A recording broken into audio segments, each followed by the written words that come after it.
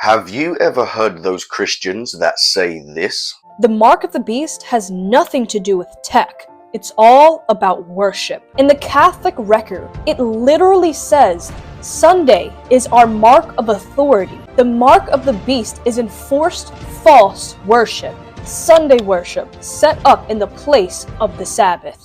So let's talk history hundreds of years before the Roman Catholic Church was ever established. Christianity became legal in the Roman Empire around 313 AD, while Ignatius of Antioch likely wrote his letters around 107 to 110 AD. That's only 77 years after the crucifixion of Jesus.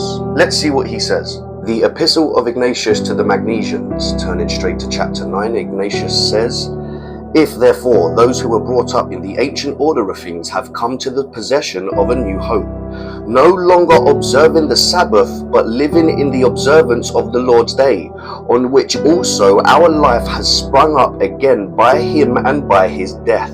Ignatius of Antioch tells us hundreds of years before any Roman Catholic council ever existed, they no longer observed the Sabbath, but lived in observance of the Lord's day. The book of Revelation chapter 1 verse 10 tells us John was in the Spirit on the Lord's day. Some believe the Lord's day is in reference to the Sabbath. But let's see what else Ignatius of Antioch says.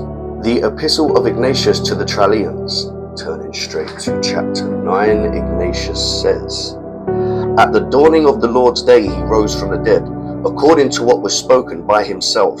As Jonah was 3 days and 3 nights in the whale's belly, so shall the Son of Man also be 3 days and 3 nights in the heart of the earth." The day of the preparation then comprises the Passion. The Sabbath embraces the burial.